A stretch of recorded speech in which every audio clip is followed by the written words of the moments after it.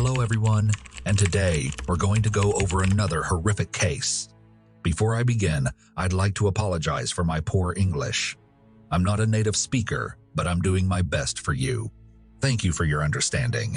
It's pretty exciting to tell your parents you've decided to play in your own wedding. Tina Thomas was much more nervous than her fiancé, Gabe Watson. Tina was 26 years old at the time, just like her future husband, and this was her third serious relationship and second attempt at marriage. Her initial effort to start a family with lover, Scott McCulloch, failed. No, the relationship between the young people was excellent, but only Tina's mother objected to the wedding, and Scott himself. There were no particular accusations, but as any mother would, she desired a better and happier life for her daughter, Tina, who was still quite small at the time. As a result, the couple quickly separated ways. The illusion of a shared future faded away. The second attempt, involving Stan Marks, similarly failed. Tina's parents played no involvement in this situation, and the marriage was unable to overcome the initial 3-year problem, so they split up mutually. Tina finally meets Gabe Watson on Christmas Eve at a party with her friends. We can't claim it was love at first sight, just the contrary. After a recent breakup, the couple formed a partnership based on mutual support. Yes, this may not be the most pleasant excuse to begin a new relationship, but 2 years later, Gabe proposed marriage to Tina.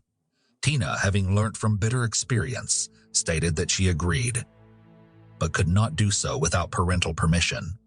Gabe chose Valentine's Day in 2003, like a true prince would, but Tina's father was gone, so the dinner was rescheduled for the following day. On February 15th, during the dinner, when Watson expressed his desire to live his life with Tina hand in hand, the bride's father asked the groom a fairly easy question. Is he in love with Tina? Gabe stammered like a schoolboy and never responded. His father saw this reaction as a usual shame among strangers. He then asked his daughter the same question. Surprisingly, Tina did not directly address this issue either, instead beginning her speech by stating that she was frightened of being alone at the age of 26. After some reflection, the father blessed the children. Preparing for a wedding takes a lot of time and effort, and while Tina was thinking about her dress, her guests, and the entire wedding, Gabe was just concerned with the honeymoon.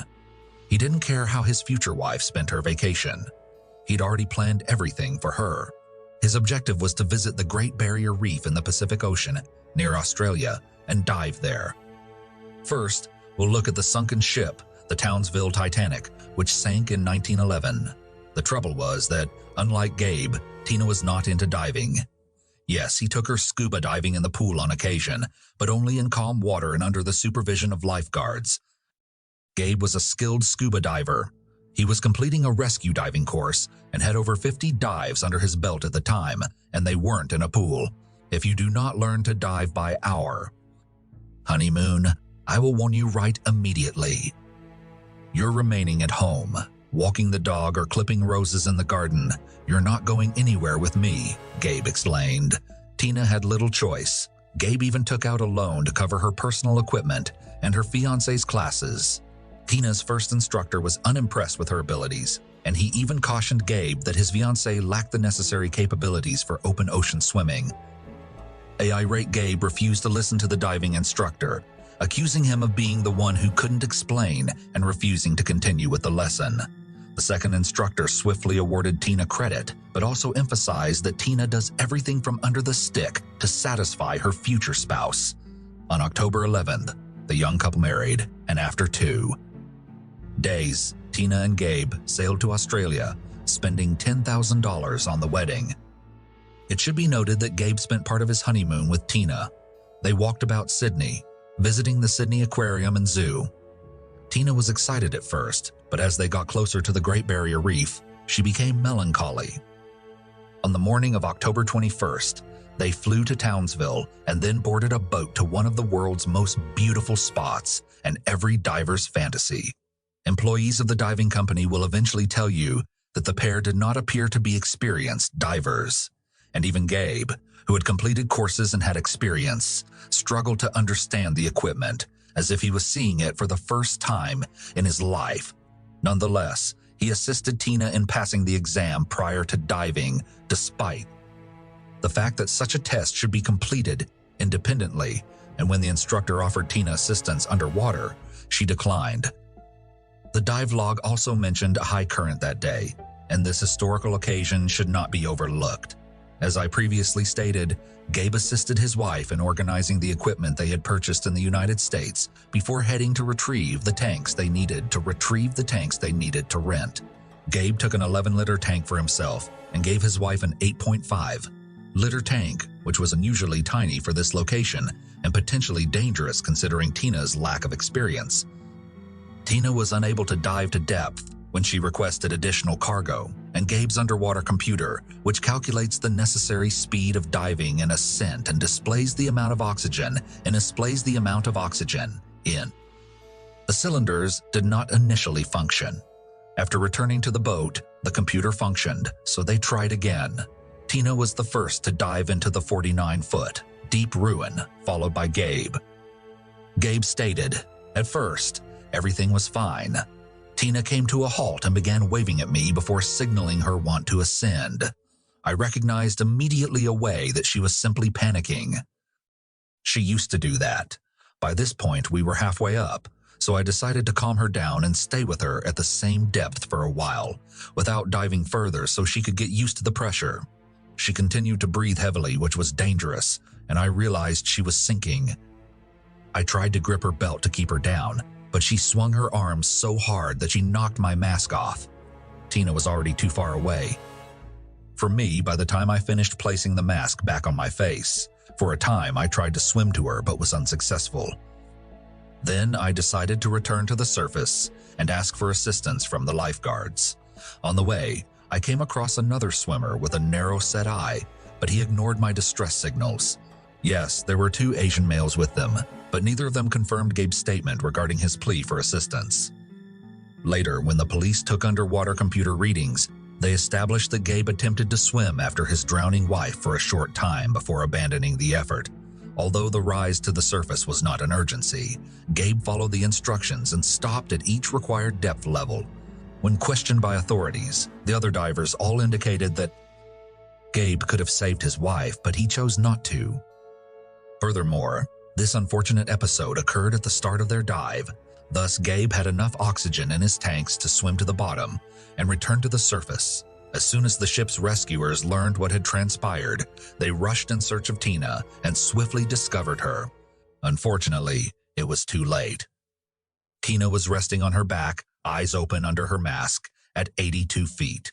Her corpse was promptly raised, and artificial respiration was administered to her on the yacht's deck for around 40 minutes. Tina died, however. Gabe never approached his wife during this time, instead standing to the side and innocently sniffing his nose, according to witnesses. According to the same firm employees, the young man grinned as he approached the shore and even played cards with other passengers. Gabe disputed it in court. Tina's later autopsy revealed that not everything was clear. Yes, there are no evident symptoms of a violent death. However, the neck is bruised. There are signs of blood in the nostrils, which is usual at the 82-foot depth where Tina's body was discovered. There is no indication of alcohol in the blood, but there are high quantities of medications like ibuprofen and paracetamol, which are used to alleviate seasickness. A tiny amount of fluid was seen in the lungs. Tina died from drowning, according to the report, but she could have drowned while already oxygen deprived. The Australian Water Police examined Tina's gear, but no defects were discovered. The cops may have brushed it off as an accident. An unskilled diver disregarded safety precautions and paid with his life. Unfortunately, this is a pretty common scenario, although there were a few questionable aspects in this account, such as the confusing autopsy results. Also, according to the diving team, Watson's behavior is unusual and does not fit into the conventional picture of a husband grieving for his recently deceased wife. All of these issues did not make it easy to close the case. And that's why the probe was taking so long. Gabe suspected the detectives were searching for him. Furthermore, Tina's parents refused to accept what had occurred as a tragic accident and wanted to see their son-in-law in court, if not as her murderer, then as a guy who had not assisted her During the first interrogation, the police noticed that the suspect was in shock, crying and laughing, twitching uncomfortably, asking to phone his father, who complained of ear discomfort, and imploring him to inform his wife's parents about the catastrophe. Gabe was released late at night. He went to the yacht owned by the business that transported them to the reef and requested a night's stay, claiming that the excursion was intended to last 2 days, but because his wife had died, they had only been there for 24 hours. He also requested a refund of half the cost of their dive. In truth, he never saw the sunken ship. Gabe's mother flies to Townsville on October 24th to show her support and assist him in finding a lawyer. They proceed to the morgue the following day, as requested by Gabe. Gabe wanted to visit his wife once again. Because the husband was still considered a suspect, the morgue employee contacted the detective in charge of the investigation. In principle, Gabe could have hidden some evidence, but the bereaved husband just grieved, grasped his wife's cold hand, and begged her forgiveness, completely unaware that a police officer was standing outside the door at the moment, recording him on tape recorder. In court, Detective Lawrence tells Gabe, "I didn't mean to injure you," and at the morgue, you tell Tina the same thing. Lawrence would remark, "What did you mean by that?" The story of Gabe's hurting ear was told again as he traveled home with his wife's body. During a layover in Oakland, he requested medical assistance on the airport grounds and was held there for evaluation. The investigation determined that this was done on purpose to avoid seeing Tina's father. However, as divers would attest, ear troubles are a somewhat common condition among divers. Tina's funeral was held on November 5th, and Gabe still needed to speak with the deceased's father. Gabe removed his wife's wedding ring, placing it on his ring finger instead of hers, as well as earrings, which he promptly handed over to his father-in-law. Watson and the Thomas family did not meet paths again that day. Later in the trial, Gabe would be asked the question, "Did you really take your wife's jewelry off during the funeral?" Gabe would just smile and shrug, "I don't think I could have done it later." Everyone had varied feelings about Gabe. Some described this fat, hilarious man as a compassionate man, but others referred to him as a tyrant and despot. However, they all agreed on one point. Gabe and Tina were not happy, or didn't appear to be. Tina's pals corroborated what she told her father during a family meal on February 15th. Tina died on the seabed because she was afraid of dying alone, and her relationship with Gabe was simply a means to that end. Also, the victim, who died just before their honeymoon, told a friend that her husband had dragged her to an insurance business and forced her to cover his life at a higher interest rate, in case of death, with his name in the beneficiary column. This testimony was examined by the insurance agent, who corroborated everything. The taxi driver who took the newlyweds to the yacht was also questioned. Tina cried the entire way, but her husband ignored her. Finally, Tina's friend Amanda Phillips shared another account, revealing what the couple's relationship was truly like. This damn fool videotaped Tina urinating in the bathroom, edited it, and used it in a Christmas movie. That would have been fine, except he showed it to a large group of people. He laughed like a horse as everyone twiddled their fingers around their temples, attempting to explain to him that it was a very low behavior. I was clenching crosses on my fingers, hoping Tina wouldn't get the idea to marry him. While removing jewelry during a funeral may appear to be a frightening and derogatory conduct on Gabe's side, during the 2008 trial, the jury was shown highly horrific film of Watson visiting Tina's grave, collecting all the flowers from it, and carting them away. They were later discovered in a nearby trash can. Tina's father spotted the missing flowers and decided to set up a hidden camera in the next row among the monuments to catch the thief, but he was shocked to see Gabe on the tape and was horrified by the deed. Gabe's case in court was that he and his wife had discussed the death of one of their own on an extraordinary honeymoon, and her request for no flowers on the cemetery sounded unusual and implausible. There's no knowing how long the hunt for evidence would have taken if the cops had put on the same gear as the newlyweds and not attempted to manufacture the situation. Gabe claimed Tina drowned as he was attempting to put a mask on her face. It found out that you couldn't put on the mask underwater without using another supply of air, in this instance, Tina's oxygen. Gabe was arrested by Australian police in late November 2008, and his trial began on June 5, 2009. He pleaded guilty, but only to failing to save his wife. Thus, he was charged with negligent homicide and sentenced to 18 months in prison. Gabe returned to the United States after serving his term, but a year later, the now U.S. court charged him with first-degree murder, claiming the motivation was to get insurance money following his wife's death.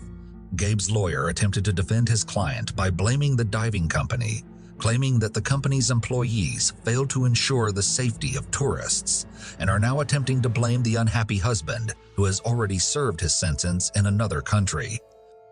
The insurance company paid Gabe $33,000, but he spent a lot more money on lawyers and other skills. Nonetheless, the prosecution insisted that the husband's spending was necessary since he could not assume he would not be believed, and the prosecutor refused to accept the reality that Gabe, despite having a degree in drowning rescue, could not save his wife. When Gabe finished speaking, he addressed the jurors. "It's been 7 years since the catastrophe, and I haven't stopped thinking about that dreadful day. The public has turned on me, blaming me for my wife's death and accusing me of murder. Nobody looked me in the eyes and said, 'Yes, I understand how bad you feel, but it's not your fault.' On the contrary, everyone simply wants me dead. And now I can only understand my late wife's parents. Yes, they will never forgive me, no matter how often I kneel before them and beg for their forgiveness. I have never heard somebody say, 'I can't imagine what it's like to lose a wife, especially on a honeymoon.' If I can be accused of anything, it's that I didn't do enough to save Tina, but I've already been punished for it. Perhaps you would have been satisfied if I had drowned with my wife 7 years ago, but I was terrified to die, afraid I wouldn't be able to climb out of the depths. I just wanted to live, and I still want to live." There was no evidence produced in court to prove Gabe was guilty. The jury found Gabe not guilty. What do you think? Is Gabe responsible for Tina's death? Thank you for watching, gentlemen. Subscribe to the channel. There will be many frightening stories ahead.